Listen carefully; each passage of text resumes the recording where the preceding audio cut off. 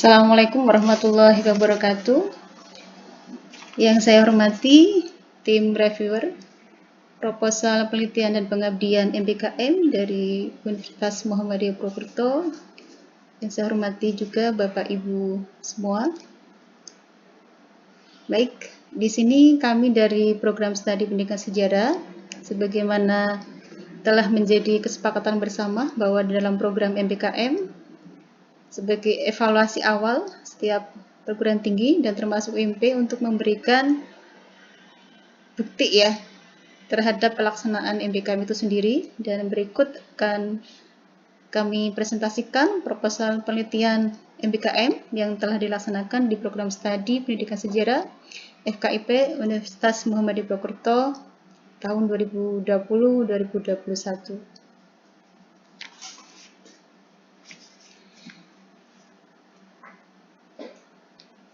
Untuk prodi pendidikan sejarah, kami lebih ke memotret ya, karena pelaksanaan program MBKM ini memang tidak dan belum banyak kami lakukan. Baru yang kami lakukan adalah 2 program, kampus mengajar 1 dan 2, dan 1 pertukaran mahasiswa dengan UHAMKA.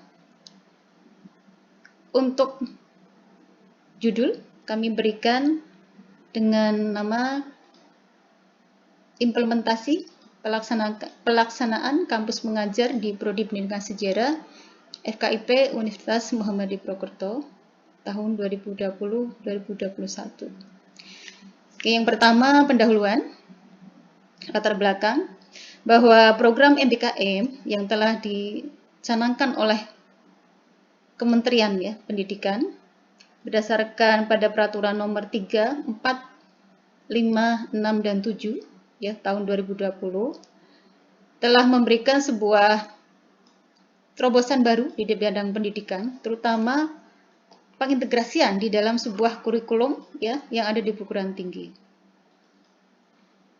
Dan ini ternyata memang harus bisa dilaksanakan tidak hanya perguruan tinggi negeri, tapi juga swasta, termasuk PTS ya, dalam hal ini juga Universitas Muhammadiyah Purwokerto. Tentu program ini memiliki peran yang penting ya, khususnya juga di Prodi Pendidikan Sejarah sebagai salah satu prodi ya yang cukup tua di UMP, sebagai salah satu juga jurusan kependidikan. Ini memberikan angin segar untuk sisi positifnya, bahwa memang perlu bahwa di sebuah prodi itu ada perubahan ya, atau katakanlah peninjauan kurikulum yang nanti bisa mewadahi dari praktek dan teori itu bisa lebih seimbang. Karena selama ini persentase untuk teori, memang mau diakui atau tidak, setiap program studi di FKIP dan khususnya di Prodi Sejarah juga masih lebih banyak untuk teori. Dan ini pentingnya prodi kami juga melaksanakan salah satu program MBKM. Perubahan ini tentu nanti akan berdampak ya, berdampak tidak hanya di dalam katakanlah pembelajaran di prodi, tetapi juga pada diri siswa, terutama nanti kaitannya dengan profil lulusan, kemudian juga terkait dengan ya perubahan di sekolah mitra ya, karena kami baru mengambil pertukaran mahasiswa dan kampus mengajar 1 dan 2. Dan sesuai dengan profil yang kami miliki ya. Yang pertama calon guru sejarah ya. Kemudian profil kami berikutnya juga menjadi pengembang pendidikan. Kemudian menjadi seorang guide ya. Berikutnya juga menjadi arsipatoris. Kemudian juga sejarawan peneliti dan juga sejarawan Muhammadiyah. Tentu profil ini ya juga kami tambahkan ya, terutama adanya perubahan MKM ini di bagian penambahan ya profil sejarawan Muhammadiyah. Yang kedua arsipatoris ya. Itu secara praktik. Betul sekali, ini program memang harus bisa sesuai ya dengan apa yang dicanangkan oleh pemerintah. Dan pemerintah Dalam hal ini ada 9 program ya, seingat kami.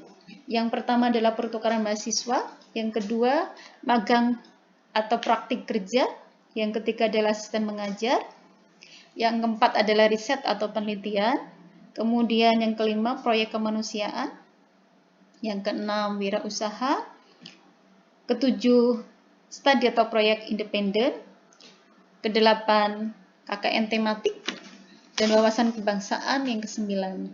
Dan program studi kami ingin memang mempraktekkan ya suatu saat yang memang resmi baru pada angkatan 2021 yang nanti ketika semester 3 ya. Kalau di UMP nanti dimulai pada saat semester 3. Namun karena kondisi tertentu tentu kami memulainya juga membutuhkan proses ya.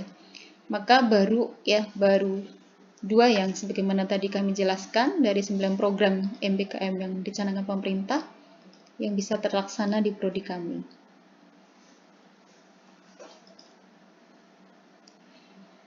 Kemudian berikutnya, rumusan yang ingin kami kaji adalah yang pertama, bagaimanakah pelaksanaan ya daripada kampus mengajar yang ada di prodi Pendidikan Sejarah. Kemudian bagaimana juga hasil daripada kampus mengajar tersebut. Dan yang terakhir, kendala yang dihadapi dalam kegiatan kampus mengajar.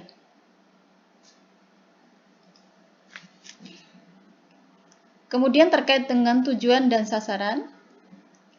Untuk tujuan, yang pertama meningkatkan kemampuan soft skill mahasiswa peserta kampus mengajar.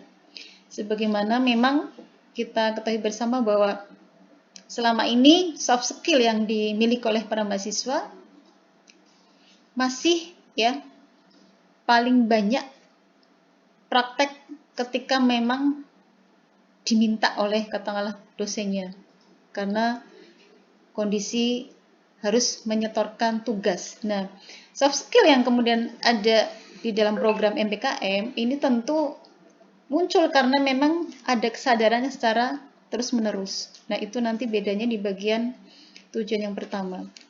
Kemudian tujuan yang kedua, ini juga akan meningkatkan kemampuan daripada peserta kampus mengajar ya di bidang sosial kemasyarakatan. Adanya pandemi hampir 2 tahun ini tentu semakin membuat jarak ya, membuat mahasiswa juga minim untuk melakukan katakanlah kegiatan sosial atau sejenisnya di bidang kemasyarakatan.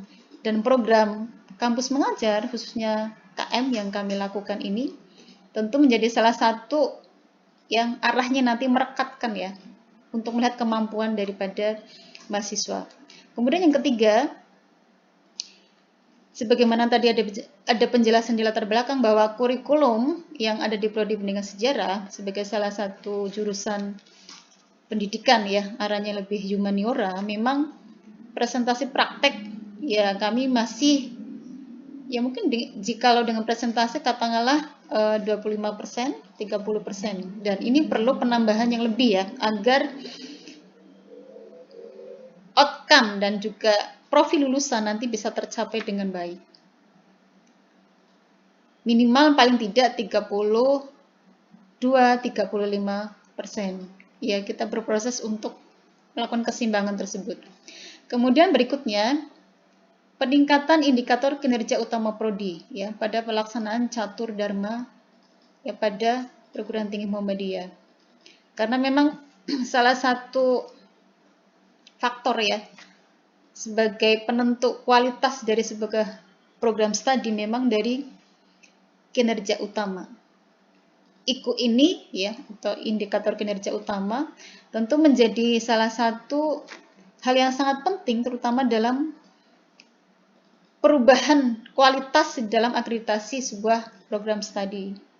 Dan ini bisa menjadi tambahan yang secara kuantitas dan juga kualitas sangat berperan bagi tambahan IKU tadi bagi prodi kami. Kemudian yang berikutnya, meningkatnya tingkat ketercapaian program kerja ya, dalam arti di sini ada hubungan mitra ya dalam hal katakanlah kinerja di bidang pendidikan dengan institusi asal mahasiswa ya. Dalam hal ini mitra adalah sekolah yang memang dijadikan tempat untuk magang oleh mahasiswa ya, dalam pengertian kampus mengajar di Prodi Pendidikan Sejarah. Kemudian sasaran memang sesuai dengan penelitian yang kami lakukan, karena ini adalah deskriptif kualitatif, jadi lebih banyak memotret apa yang sudah dilakukan, apa sudah terlaksana, kemudian capaiannya seperti apa, kendalanya juga seperti apa, kemudian evaluasinya juga nanti seperti apa. Nanti akan terlihat jelas dari subjek dan objek ya yang ada di lapangan. Untuk sasaran memang sesuai dengan aturan ya. Kampus mengajar ini sasaran adalah semester 4 ya dan 6. Untuk prodi kami memang baru ada 9, belum banyak yang bisa berpartisipasi karena memang ada kondisi tertentu, kecuali untuk pertukaran mahasiswa memang ada 21 mahasiswa ke Huamka. Kemudian mitra berikutnya juga sekolah mitra ya, karena sekolah mitra ini ya, sekolah-sekolah dasar ya, yang sudah ditentukan oleh kementerian itu menjadi sasaran karena dia sebagai katakanlah tempat yang harus menjadi praktek daripada kegiatan KM oleh mahasiswa Prodi Pendidikan Sejarah. Kemudian untuk metode ya, tadi sudah dijelaskan bahwa metode yang kami lakukan adalah deskriptif kualitatif. Jadi lebih banyak memotret ya apa yang sudah terjadi. Untuk tempat tadi, karena kami ada 9 mahasiswa, maka otomatis ada 9 sekolah dasar yang sudah ditentukan oleh kementerian ya.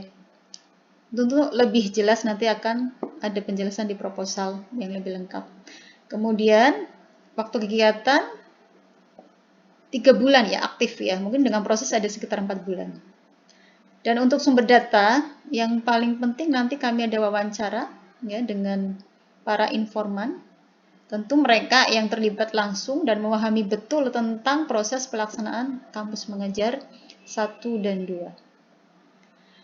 Kemudian studi dokumen, semua arsip-arsip dari hasil kegiatan kampus mengajar tentu itu menjadi sebuah dokumen sangat penting untuk menjelaskan, untuk mendeskripsikan di pembahasan seperti apa dari proses awal sehingga kami bisa melihat sampai proses akhirnya. Kemudian untuk kuesioner kami tambahkan jikalau ketika pada saat pengambilan sumber ya dari yang sumber utama tadi belum terlengkapi dengan baik sehingga bisa untuk recap. Berikutnya untuk teknik sampling kami menggunakan purposive sampling ya, sampling bertujuan. Karena memang untuk subjek ya dan objek dalam arti ini sekolahan, subjeknya adalah mahasiswa dan para pelaku yang terlibat dalam kegiatan kampus mengajar sudah ditentukan karena orang-orangnya ya memang tidak semuanya ikut ya. Ketika 9 mahasiswa tadi adalah sebagian daripada sebuah kelompok populasi ya yang ada di setiap angkatannya ya. Karena tadi ada 2 angkatan, 2 orang yang sekarang semester 7 dan 7 orang sekarang semester 5, ini masih dalam proses. Kemudian teknik pengumpulan data ya, kami lakukan tadi sesuai dengan sumbernya. Yang utama tentu wawancara, studi dokumen, dan sebagai nanti pelengkap tambahan adalah kuesioner. Untuk validitas data sendiri, kami menggunakan triangulasi ya, yang dilakukan oleh sesuai dengan yang kami kutip dari HB Sutopo. Ada triangulasi sumber, kemudian teori, metode, dan juga penelitian. Ya, untuk penelitian, triangulasi penelitian nanti mungkin lebih banyak kita mencari ya atau melakukan FGD dengan orang-orang yang memang paham atau ahli tentang ya secara umum MBKM dan khususnya kampus mengajar. Kemudian untuk metode ya, metode pelaksanaan yang terakhir itu teknik analisis data. Kami menggunakan model interaktif ya yang dilakukan atau sesuai dengan pendapat dari Miles and Haberman. ya, yang meliputi 4 tahap. Tahap pertama untuk pengumpulan data ya, dari semua yang kami kumpulkan tadi, dari informan, kemudian studi dokumen, kemudian juga tambahan angket, dan mungkin nanti ada yang lainnya. Kami kumpulkan ya sebelum akhirnya kami reduksi, dipilih dan dipilah, dan kemudian juga disajikan ya. Dari sajian itu kita bisa melihat seperti apa hasilnya, sisi positif negatif, dalam artian yang mendukung apa, yang kurang bagian mana, yang sudah baik juga seperti apa, sehingga dari situ kita juga bisa melakukan penarikan ya, penarikan simpulan ya, seperti itu. Kemudian tambahan untuk yang terakhir adalah rencana anggaran biaya. Kami melihat pada klaster ketiga jika tidak salah ya, karena seingat kami UMP ada di klaster ketiga, jadi sekitar biaya 35 juta. Untuk uraian pembiayaan seperti ini garis besar, dan untuk lebih rinci nanti kami cantumkan di proposal. Yang pertama untuk belanja honorarium ada 9.950.000, untuk belanja bahan 6.050.000, belanja perjalanan 9.850.000, untuk belanja lain-lain 9.150.000.